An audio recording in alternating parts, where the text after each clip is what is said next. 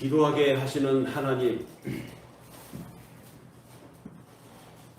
나름대로 다 기도들 하고 계신 것이 있는 줄 압니다. 기도 제목들이 있죠.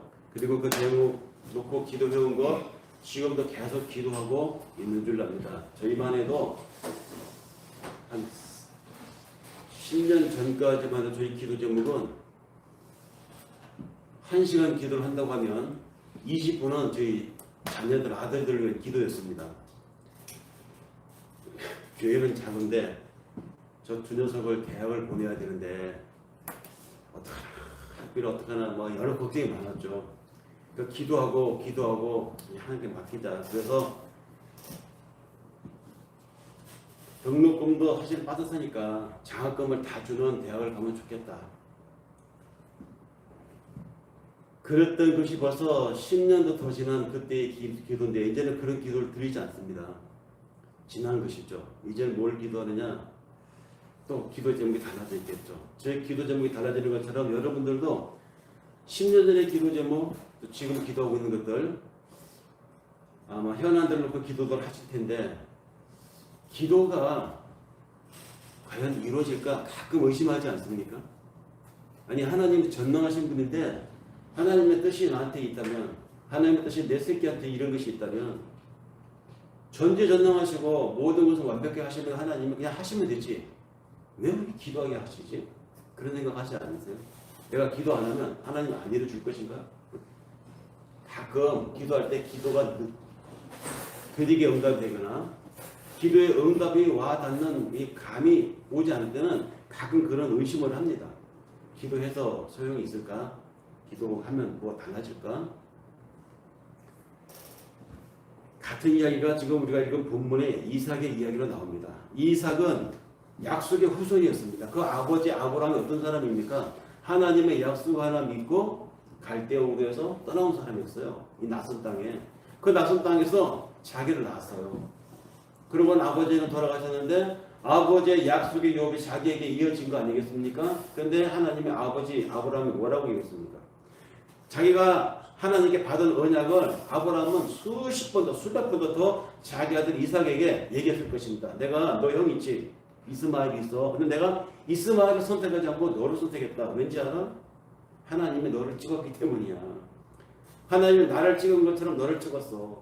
너를 택해서 너에게 하늘의 별처럼 바다의 모래처럼 많은 자손을 주겠다고 하셨단다. 나 이거 하나 믿고 하나님이 가라고 해서 왔어. 이삭은 이것을 수십 번, 아마 그 정신에 완전히 무장이 될 만큼 아버지한테 듣고 살았을 것입니다. 아버지는 돌아가셨고 이제 자기는 나이 40에 장가를 갔습니다. 40에 결혼을 했는데 결혼했으니 아버지한테 받은 하나님의 언약을 기억하지 않았겠습니까? 나는 많은 자손이 생길 것이다. 내가 이제 결혼을 했으니 이 약속대로, 약속을 받은 대로 축복을 받을 것이다. 그 당시에 축복은 다산이니까. 그런데 결혼을 했는데 20년이 지나도록 자식이 없는 겁니다. 20년이 지나도록. 이삭이 에서와 야곱을 언제 낳는지 아십니까? 자료에 보니까 60세에 낳았어요. 그럼 그 20년 동안 자녀가 없었던 것입니다. 20년 동안 자녀가 생기지 않았기 때문에 이삭은 애가 나갔어요. 아니 내 가업을 이을 자손이 필요한 건 현실적인 필요도 필요하지만 더 이삭의 마음 한 구석에 내가 여기서 대가 끊어지면 하나님이 아버지에게 한 약속이 나에 대해서 끊어지는구나. 내 대해서 하나님의 약속은 어떻게 된 것일지 이거. 그래서 자신의 현실적인 필요를 넘어서 하나님의 언약을 이행하기 위해서는 이삭이 생각하기에는 반드시 우리 집에 자녀가 많아야 되는데, 자녀가 태어나야 되는데, 그래서 당연히 자신의 현실적 필요를 넘어선 하나님의 약속 때문에 자기는 결혼했으니까 자녀가 생길 줄 알았습니다. 당연히 생길 거라고 생각했어요. 생겨야만 한다고 생각했습니다. 당연하다고 생각했어요. 근데 그 당연하다고 생각한 것이 결혼한 지 2년이 지나도 자녀가 안 생겨요. 5년이 지났습니다. 10년이 지났습니다. 자기 나이가 이제 50이 돼가, 좀 있으면 60이 돼가는데 자녀가 안 생겨.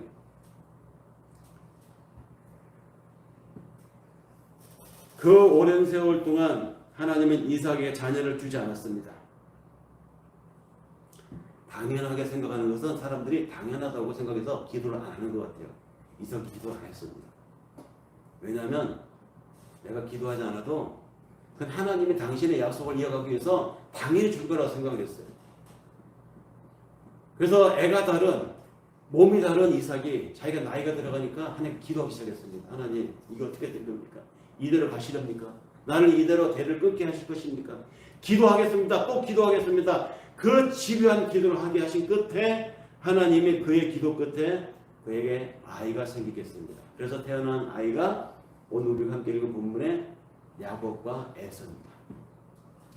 오늘 우리가 읽은 야곱과 에서 이 기도의 이야기에서 하나님이 주시는 메시지는 태어난 야곱과 에서의 이야기가 아니라 그 과정에서 이삭이 어떻게 했느냐, 그 과정에서 응답을 받기까지 이삭이 어떻게 하나님 앞에 매달렸느냐, 이것이 우리에게 주시는 메시지입니다.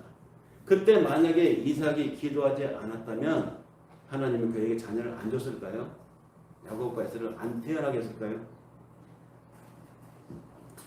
우리가 포커스를 두고 본문을 읽었을 때 방점을 둬야 하는 것은 여기에 있습니다. 하나님은 이삭의 기도를 들은 후에야 레베카의 태를 열어서 야곱과 에서를 태어나겠다는 것이죠. 이삭의 기도를 들은 후에.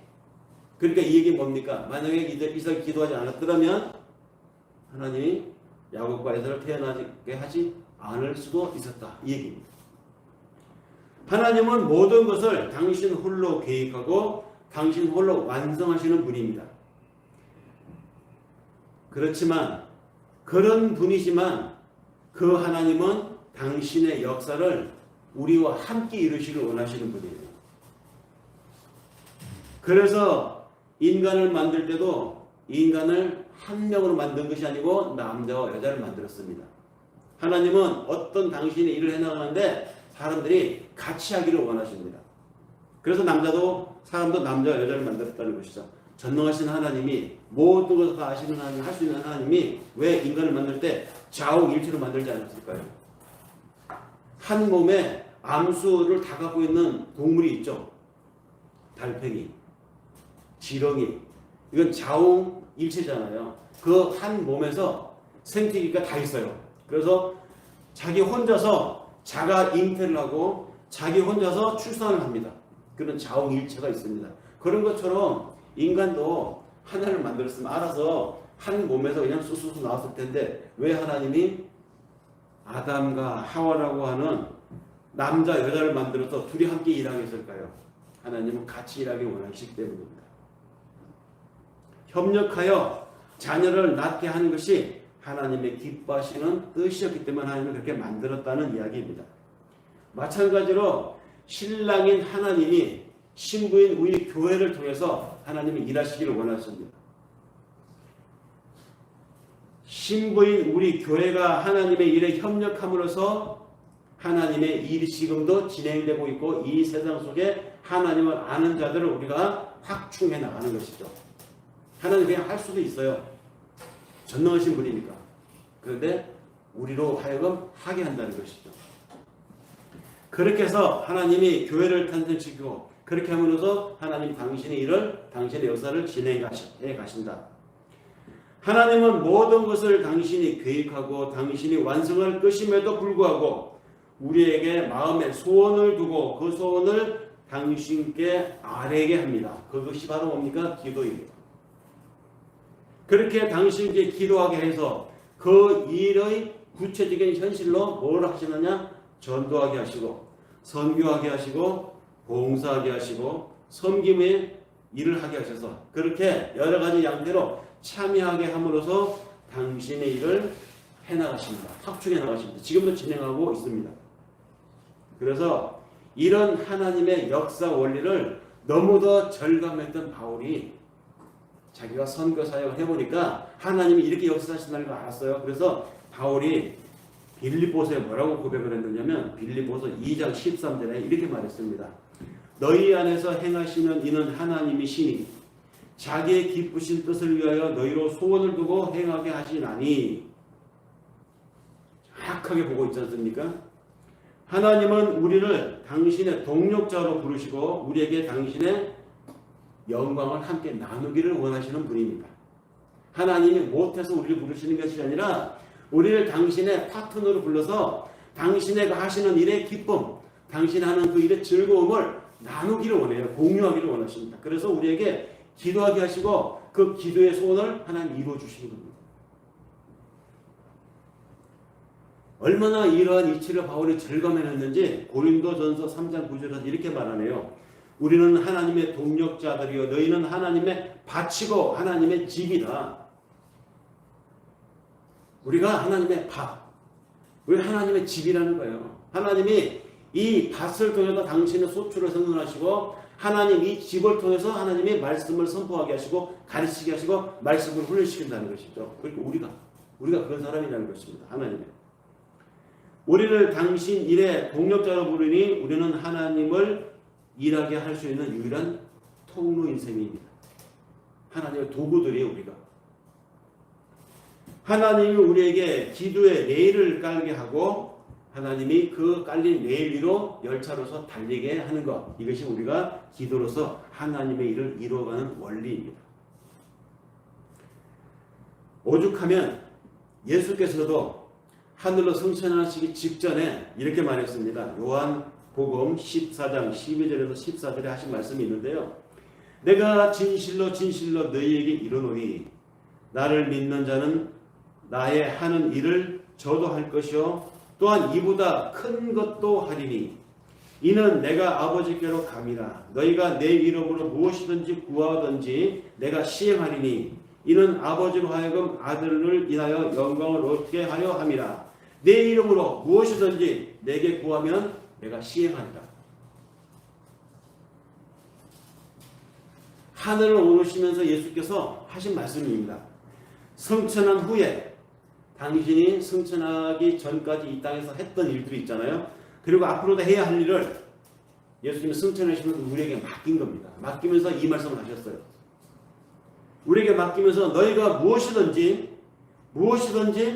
구하라. 그 일은 반드시 완성되어야 하기 때문에 그 일에 관한 모든 기도는 응답해 주겠다는 것입니다. 어떤 분들은 예수님의 이 말씀을 읽으시면서 이 말씀 중에 예수님께서 약속하셨어. 기도로 무엇이든지 구하면 다 이루어주신다.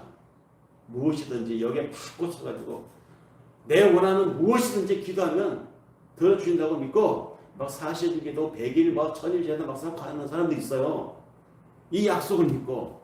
근데 그거 잘 이해해야 돼요. 여기서 예수께서 무엇이든지라고 하는 그 무엇이든지가 뭐냐 도대체.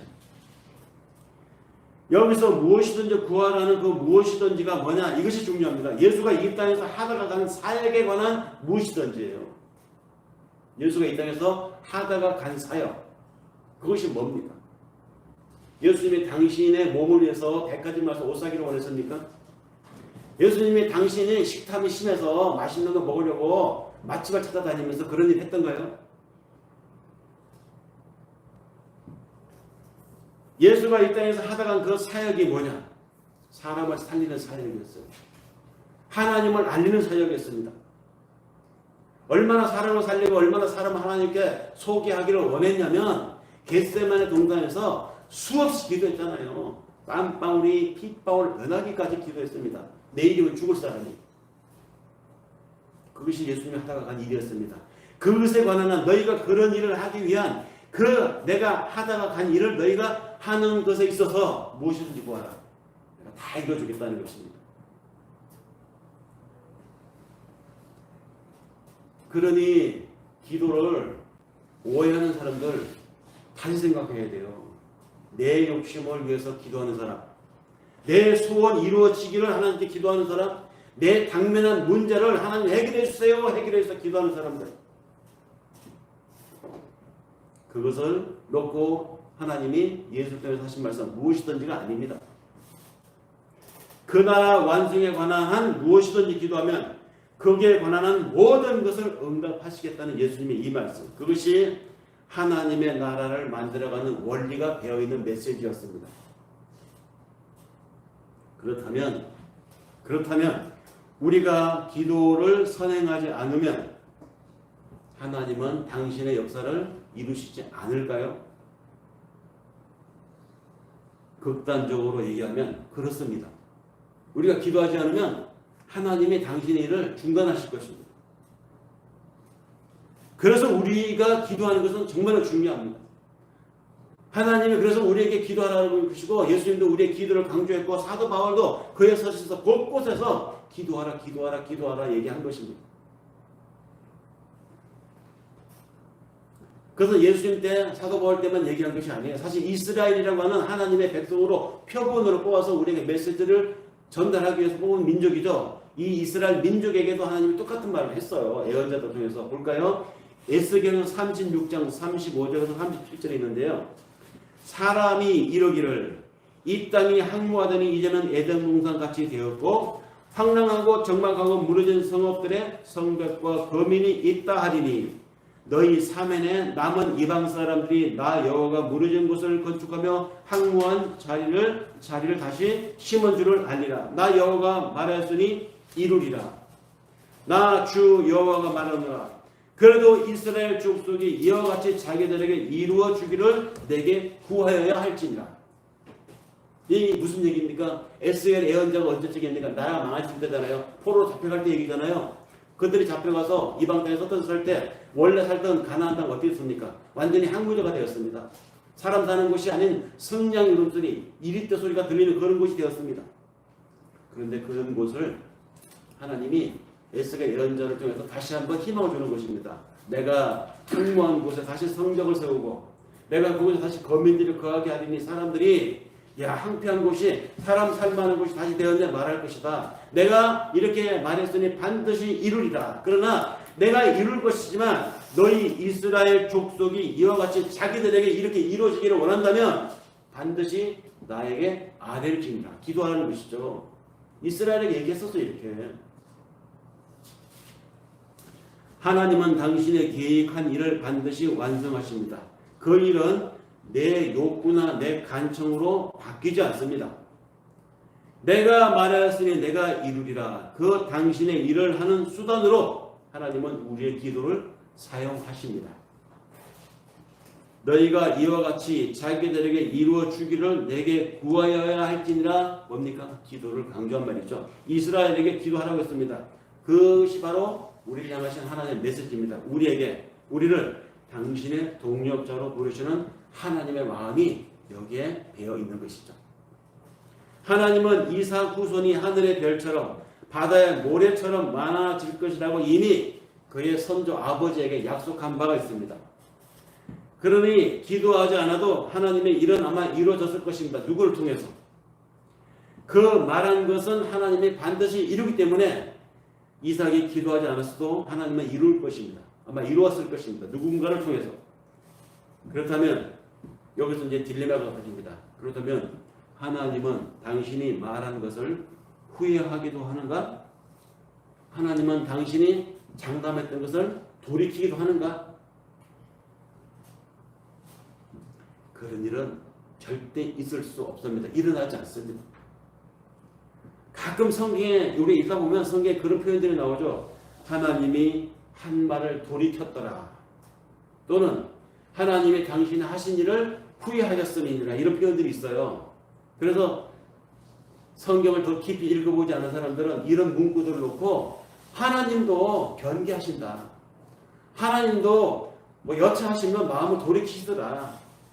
아니 더 나가서 기도하는 사람들조차도 그것을 오해를 해가지고 하나님이 어떤 뜻이 이렇게 정해져 있다 하더라도 내가 강력하게 기도하면 하나님 뜻을 돌이킨다고 이렇게 해서 하나님께 막 주르고 또 주르고 간청하는 기도를 강조하는 분들도 있습니다. 그런데요, 성경에 하나님을 그렇게 하나님도 후회하신다, 하나님 당신의 뜻을 돌이킨다 이런 표현은 하나님을 인간처럼 생각하는 사람들의 표현이에요. 이 기록자가 사람이잖아요. 하나님이 지금 속상하시다, 하나님 지금 안타깝게 여기신다, 이걸 어떻게 표현하겠습니까? 하나님도 안타깝게 여기신다 표현할 수밖에 없잖아요. 그 안타까움, 속상함이 뭡니까? 사람의 정서잖아요. 하나님은 지금 이 일에 있어서 이렇게 분노하고 계셔. 하나님이 이 일에 있어서 정말 이렇게 화가 나셨어. 이렇게 표현할 수밖에 없잖아요. 다시 말해서 그런 표현은 신을 인간과 동적으로 신을 인간과 같은 양상으로 이해시키기 위해서 표현한 전문 용어가 있습니다. 신학 전문 용어. 신인 동형론적 표현이라고 해요. 하나님의 신정이 이렇다는 것이지 하나님 뜻을 바뀌었다는 게 아니에요. 종종 하나님이 내가 후회한다는 말은 우리를 향한 하나님의 사랑을 그렇게 크게 강조한 표현이지 정말로 하나님의 당신이 결정한 사항을 후회한다, 돌이킨다 이 뜻이 아니라는 것입니다. 만약에 하나님의 뜻이 정해져 있는데 하나님의 뜻은 창세전에 정해져 있다고 했는데 그것이 어떤 강력한 기도물에 의해서 또 어떤 강력한 하나님 대적에 의해서 불가피하게 돌이킨다, 바꾼다, 변개시킨다 그러면 우리가 그 하나님을 어떻게 믿죠? 우리 그 하나님을 어떻게 영원을 맡기겠습니까? 신뢰할 수 없는 하나님이잖아요. 그 하나님이 바뀔 수 없는 하나님, 약속하신 것은 반드시 이룬다고 하시는 하나님이 이삭에게 20년 동안 자녀를 안 줬어요. 그런데 이삭의 심정이 어떻겠습니까? 할 수 없이 이삭이 기도하게 된 것입니다. 마찬가지예요. 우리도 오늘 건강하게 교회를 오고 내가 건강하게 숨쉬고 있고 내가 가지고 있는 나머지 자산을 가지고 내가 여행을 가고 내가 깨끗한 물을 마시고 뜨뜻한 물에 샤워를 하고 하는 이 모든 것들이 당연하다고 생각하면 안 돼요. 절대. 당연한 것은 없습니다. 사람이 당연하게 생각하는 그 순간부터 그것에 대한 감사를 모르고 그것에 대한 기도를 하지 않게 됩니다.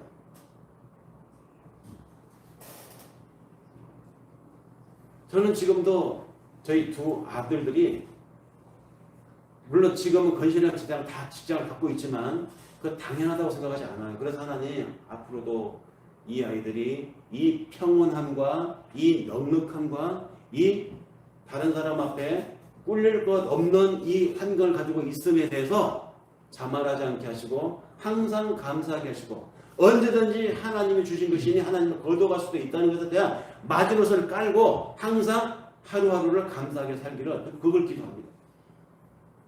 우리가 깨끗한 물을 마시고 따뜻한 물에 샤워를 할 수 있는 이러한 모든 것들이 너무도 당연하다 보니까 기도를 하지 않게 된다는 것이죠.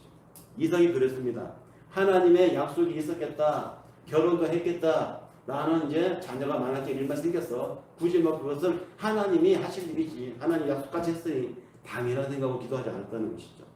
그런데 하나님은 그를 기도하게 했습니다. 기도. 우리가 기도해야 될 문제가 생기고 그 기도를 정말로 정신을 바짝 차려서 집중하게 하고 있다면 그건 하나님이 몰아가는 거예요. 그렇게 기도하지 않을 수 없게끔 하나님이 몰아가는 거라고 보면 됩니다. 그런데 더 중요한 것, 여기서 더 중요한 것은 하나님이 이삭을 기도를 받아내기 위해서 기도를 시켰습니다. 그런데 기도를 시켰으면 하나님 응답을 줘야 되잖아요. 응답이 없었어요. 응답이 없었습니다. 하나님은 이삭의 기도를 받아내기 위해서 그렇게 몰아갔으면서 이삭에게 시원스럽게 기도 응답을 준 것이 아니고 이삭으로 하여금 길게 지루하게 오랫동안 기도하겠다는 것이죠. 다시 말해서 그걸 뭐라고 그럽니까? 그러니까 하나님의 침묵이라고 하잖아요. 하나님은 이삭에게 기도를 했음에도 불구하고 이삭에게 침묵하셨다는 사실입니다. 하나님은 20년 동안 이삭에게 침묵하심으로 결국은 그로 하여금 기도의 간절함, 기도의 절박함, 기도에 매달릴 수밖에 없게끔까지 상황으로 몰아갔습니다. 그러니 오늘 우리 상황에서 한번 비교를 해보자고요. 우리가 지금 기도하고 있는 것들, 우리가 기도하는 사람임에도 불구하고 우리가 살아가면서 가끔 겪는 우리의 하나님의 침묵, 우리에게 찾아오는 기도를 토해내게 하는 그 암울한 상황들,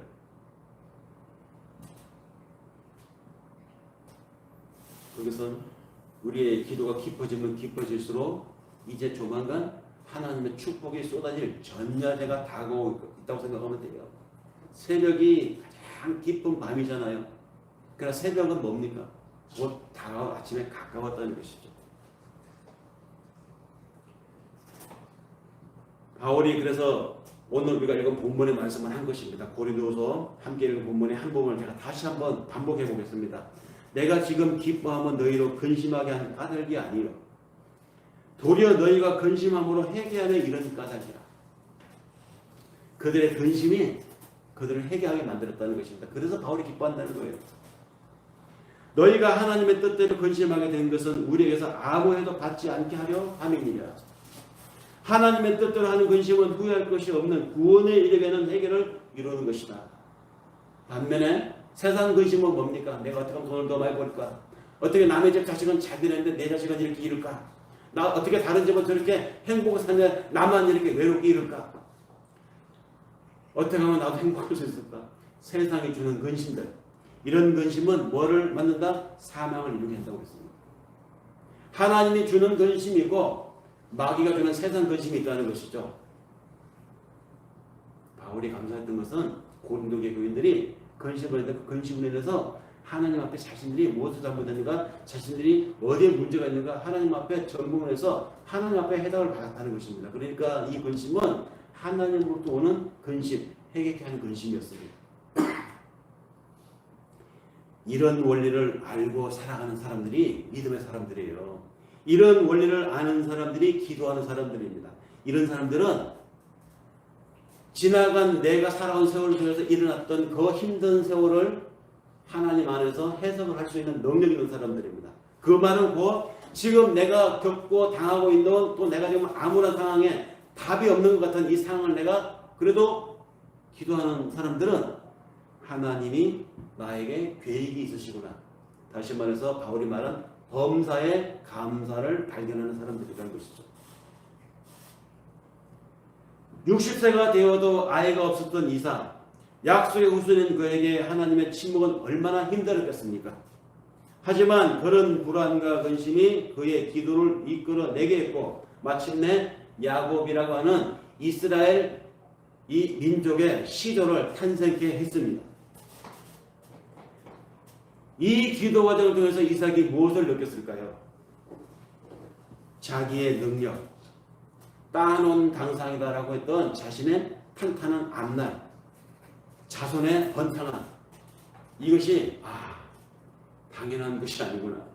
그래서 다시 말해서 이삭으로 하여금 자신의 능력에 대한 과신과 자기 가능성에 대한 당연함을 부인하게 만들었습니다.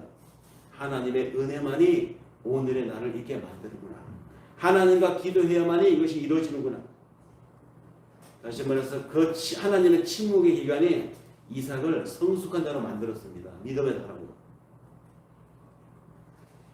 요세푸스라고 하는 인물이 쓴 유대 역사라는 책이 있어요. 그 유대 역사서에 보면 유대인들이 지방에서는 해당이고 중앙 예루살렘에는 성전이 있잖아요. 성전이든 해당이든 그들은 그 안에 제단이 있는데 제단 안에 제단이 하나님께 제물 드리는 제단이 있다고 합니다. 근데 요세푸스의 유대 역사서에 보면은 이 유대인들이 바벨론 포로로 끌려가기 이전까지는 제단 안에 제단이 두 개가 있었다고 해요. 하나는 하나님께 제물 드리는 제단, 그 옆에는 또 다른 제단이 있는데 그 제단은 하나님이 이루어지지 않는 것을 구하는 제단이 있었대요.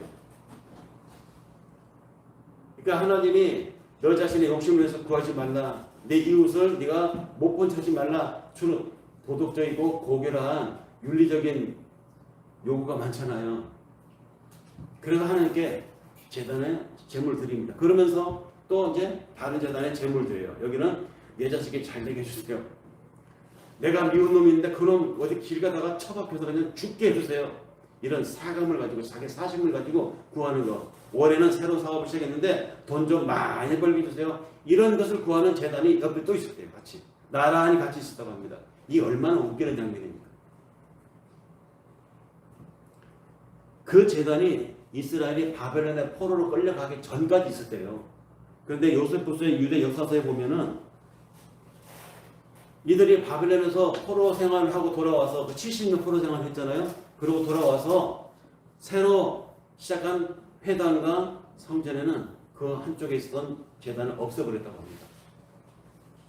우리가 하나님 앞에 뭘 잘못했는지 그들이 70년 포로 생활을 거치면서 거의 낯선 땅에서 이방 땅에서 생고생을 하면서 그들이 깨달은 것이죠. 그 유대 포로 생활 70년 생활이 그들에게는 하나님 침묵의 기간이었어요. 얼마나 힘들게 해서 낯선 곳에서 이방인 취급받으면서 나는 이제 노예살이 가면서 목구멍에 풀칠을 하기 위해서 모멸과 비난을 온갖 창피를 다 당하면서 살아남을 일이 얼마나 온갖 길을 다 했겠습니까? 그 과정이 이들로 하여금 기도하게 만들었다는 것이죠. 하나님, 우리가 잘못했습니다. 우리가 무엇을 잘못했는지 이제 생생히 알겠습니다. 다시 우리가 돌아가면, 다시 우리에게 돌아갈 기회를 주시면 우리가 하나님만을 전적으로 하나님만을 온전히 섬기겠습니다. 이 정신을 회복한 거예요. 그래서 그들이 돌아와서는 나라 안에 있던 제단 한쪽을 없애버린 것입니다. 자기들이 뭘 잘못했는지 알았거든요. 오늘날 예배당에서 우리가 나와서 예배를 드리고 예배당에서 하나님을 섬긴다고 믿음으로 다짐을 하면서 내심 한쪽으로는 하나님, 그렇지만 내 아들이 이번에는 어떻게, 하나님 이번에는 우리 벌린 그 일이 어떻게, 하나님 아시죠? 잘 해주셔야 합니다. 그래서 내가 이 헌금을 하는 겁니다. 아시죠 하나님? 이 마음을 가지고 예배를 드리고 이 마음으로 하는 신앙생활 하는 사람들의 마음이 뭡니까? 제단 두 개 세우는 것 똑같은 거예요. 오늘날에.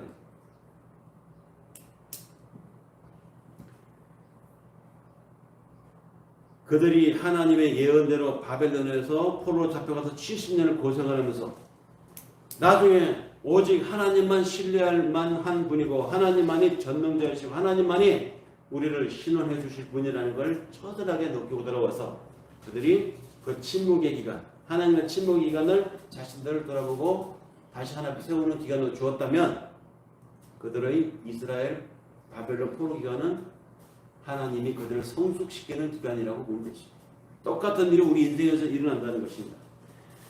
하나님은 내가 말했으니 내가 이룰 것이지만 너희가 기도해야 하리라 이스라엘에게 말했던 것과 똑같이 오늘 우리의 인생에게도 하십니다. 내가 너희를 반드시 기도하는 대로 만들겠다는 말과 같습니다.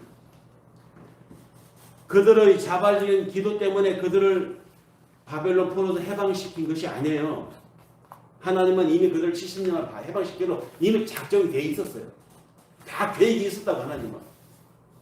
무슨 영화의 내용처럼 아들아 너는 다 계획이 있었구나. 맞습니다. 하나님은 다 계획이 있었어요. 그래서 이스라엘 사람들은 자칫 여기서 착각을 할 수 있습니다. 우리가 70년 포로장을 하면서 하나님께 기도하고 기도했더니 하나님이 우리를 다시 본국으로 돌려보내주셨다. 이렇게 생각할 수 있는데 더 크게 보면 하나님이 작정해 놓았다고. 작정해 놓고 그렇게 해줄 양인데 이미 계획이 되어 있는데 하나님은 그들에게 기도를 하게 한 것입니다. 그래서 그들은 우리가 하나님께 회개하고 뉘우치고 하나님께 간절히 기도했더니 우리의 기도를 들어주셔서 이런 모양새로 갖춰진 것이죠. 그러니까 하나님의 침묵은 우리에게 때로는 하늘의 복을 쏟아붓기 위한 축복의 준비 시간일 수도 있습니다. 우리 삶의 어려움 때문에 기도할 수밖에 없었던 그 근심의 시간, 어둠의 시간, 참담함의 시간은 하나님이 우리를 당신의 자녀로 만들어 가기 위한 하나님의 계획 속에 주어진 하나님의 작정 속에 흐르고 있는 시간일 수 있다는 것입니다. 그 한 예를 우리는 열왕기 하 20장에 나오는 히스기야 기도에서 볼 수 있습니다. 히스기야 왕이 어떻습니까? 이스라엘의 대단한 왕이었잖아요. 히스기야가 아버지 그 아비야 왕이 너무 악정을 행하고 너무 하나님과 엉망을 하는 바람에 나라가 풍전등화가 되었습니다.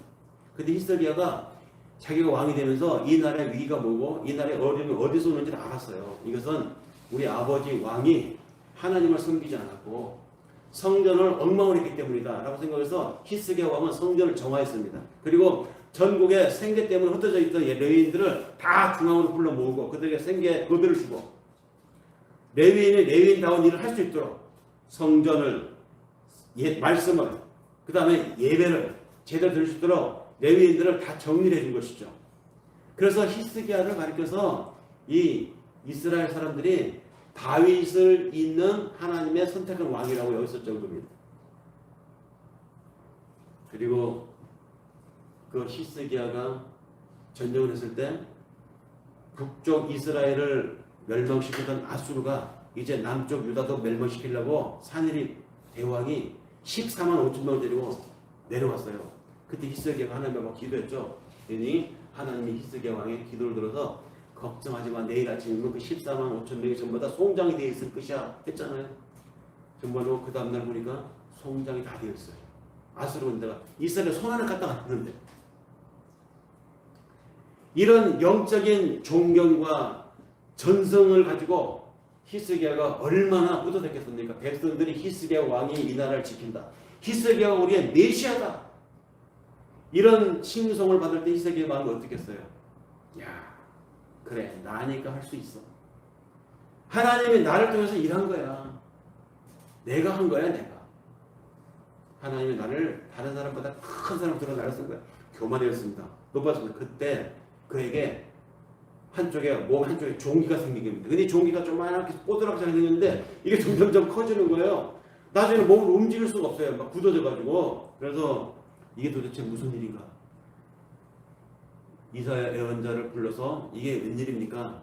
하나님께 좀 물어봐 주십시오. 했더니 이사야 예언자가 나와서 하는 말이 하나님이 당신의 교만을 쳐서 당신에게 몸에 종기가 생기게 한 것입니다. 당신은 이제 한 달도 못 살고 죽을 것입니다. 이렇게 막 청천벽력 같은 예언을 해줍니다. 히스기야 그때서야 정신을 차린 거예요. 아, 내가 잘 나갔다고 하나님 나를 교만했구나. 내가 했다고 생각했구나. 이 나라에 사람들 존경을 내가 잘나서 내가 받고 있다고 생각했구나. 그래서 히스기야 그때 눈물을 흘리면서 밤새도록 하나님 막 절과 기도했습니다. 그때 다시 예언자 불러서 히스기야 왕에게 하나님이 응답을 주시죠. 내가 네 눈물을 보았다. 내가 너의 해결을 보았다. 내가 너의 수명을 한 달 뒤로 아삭하지 않고 15년을 연장해 주겠다. 이렇게 말씀하셨거든요. 실제로 15년을 더 살게 됩니다. 히스기야. 사람들은 이걸 놓고 하나님이 간절히 기도하니까 사람의 수명을 15년 연장해 줬다. 특히 암 환자들 기도하면 이상한 목사들이 이걸 갖고 막 기도하게 해요. 암 환자들 얼마나 많습니까? 병원에서 할 거 다 해보고 약이라는 거 비싼 거 써보고 다 써보고 그래도 안 되니까 이제 죽을 날만 남았는 이 암 환자들이 지푸라기라도 갖고 싶은 심정으로 기도를 하나님을 찾으러 옵니다. 그럼 그런 사람들에게 말하죠. 봐라. 기도했더니 하나님이 네 눈물을 보았다. 내가 네 마음을 보았다. 네 정성을 보았다. 15년을 연장해 주지 않았냐 히스기야. 네 정성을 여기다 표현해봐. 네 마음을 여기다 쏟아놔봐. 그래갖고 금붕을 같이 하고 있는 사이비들이 얼마나 많아요. 이 얘기는 하나님이 히스기야의 수명을 연장시켜 준 게 아니에요. 어디서 알 수 있느냐면 열왕기 20장 그 뒤에 계속 읽어보면 나오겠지만 하나님이 이 히스기야가 누굽니까? 유대 집안이에요. 다윗의 집안입니다. 하나님이 아브라함 때부터 이삭을 통해서 야곱을 통해서 나중에 다윗을 통해서 요셉을 통해서 베레스를 통해서 쭉 한 얘기가 있잖아요. 내가 네 씨를 통해서 약속의 자손 메시아를 보낼 것이라고 했잖아요. 그럼 히스기야가 죽으면 어떻게 돼요? 자식이 있어야 되잖아요. 근데 히스기야 39살에 그 죽을 병에 걸려가지고 하나님께 울고 아이고 내고 했습니다. 그때 하나님 15년 연장해줬어요. 근데 41살에 아이를 낳습니다. 히스기야가 누굴 낳는지 아세요? 므낫세를 낳아요. 나중에 이 므낫세의 후손에서 예수가 나옵니다. 그러니까 그러면 39살에 히스기야를 죽을 병으로 몰아갔던 이사야 예언자의 말은 뭡니까? 하나님이 공갈친 거예요. 이사야는 15년을 더 살게 되어 있었어요. 하나님이 작정하고. 다만 이사야가 엉꼴 나서 네 마음이 지금 교만해지는구나. 네가 지금 점점점 하나님이 옅어지고 네가 드러나는구나. 사람들이 뭐 너를 메시아니, 너를 뭐 다윗 이래로 최고의 왕이니 하니까 네가 점점점 너를 내세우고 하나님을 낮추는구나. 정신 차려 이놈아. 그래서 그에게 이런 종기를 줘서 이사야 예언자까지 보내가지고 무시무시한 공간을 넣은 것이죠. 정신 차리라고. 히스기야를 살리기 위한 것이었습니다. 몸을 살리기 위한 것이 아니라 그의 정신을 살리기 위한 것이었죠. 그러니까 하나님은 히스기야를 자기 나이만큼 살게 가끔 작정되어 있다고요. 중간에 쇼를 한 것입니다. 그 과정을 통해서 히스기야가 뭘 느꼈습니까? 아, 내가 한 게 아니었구나. 내가 아무리 잘나고 아무리 사람들이 나를 칭찬해도 나는 하나님의 쓰는 도구일 뿐이다라는 자기 위치를 파악을 했습니다. 그리고 남은 세월을 하나님 앞에 철저하게 신앙으로 살다 간 사람입니다.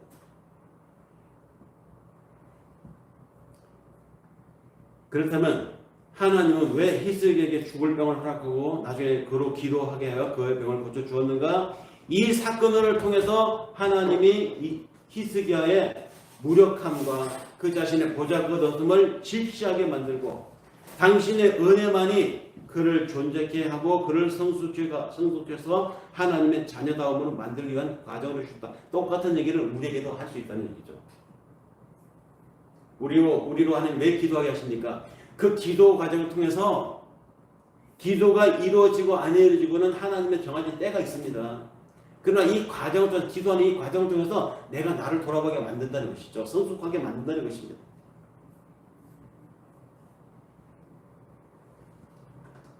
사람들은 히스기야가 죽고 실제로 얼마 있어서 유다가 망해요. 새로운 신흥 바벨론 제국에서 유다가 망합니다. 아수르도 망하고. 아수르를 멸망시킨 바벨론이 유다를 멸망시켜버립니다. 사람들은 그걸 가리켜서 히스기야 왕이 버틸 때까지만 해도 유다가 건재했는데 히스기야 왕이 죽으니까 그만 유다가 무너져버렸구나 이렇게 생각하는데 아니에요. 아까도 말씀드렸지만 유대의 나라가 바벨론에 끌려가기로 예정되어 있어요. 이미 레위기 26장에 다 적혀 있잖아요.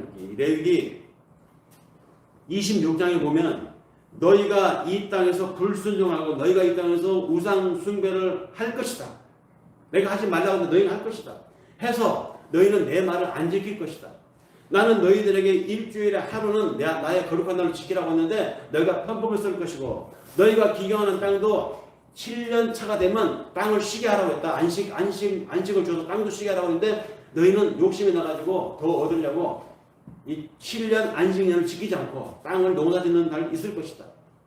너희가 이와 같이 내 말을 지키지 않고 내 율법을 어기니 나는 반드시 너희를 7년 차 쉬어야 할 그 땅을 10배로 곱해가지고 내가 너희에게 손해로 돌아가게 하니라. 그랬거든요. 이 레위기 26장 나와요. 레위기가 언제 쓰여졌습니까? 가나안 땅에 들어가기 전에 쓰여진 거예요.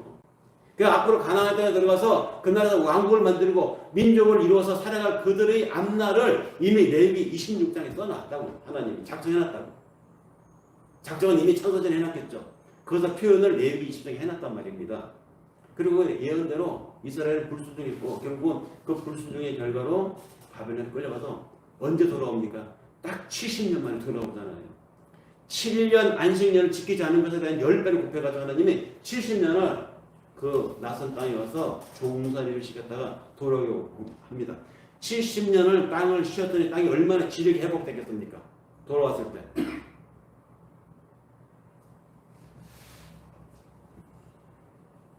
하나님은 무슨 일이 있어도 당신이 계획하신 것은 실패하지 않고 이루시는 분입니다.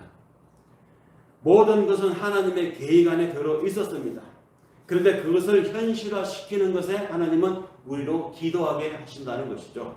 히스기야는 죽을 운명이 아니었는데 하나님은 잠시 병을 주어서 그의 기도를 이끌어냈던 것처럼 그리고는 고쳐주었지만 남유다가 바벨론에 끌려갔고 바벨론의 포로 기간도 이미 결정되어 있었던 것처럼 그들의 회복도 하나님의 언약 안에 계획 안에 들어 있었습니다.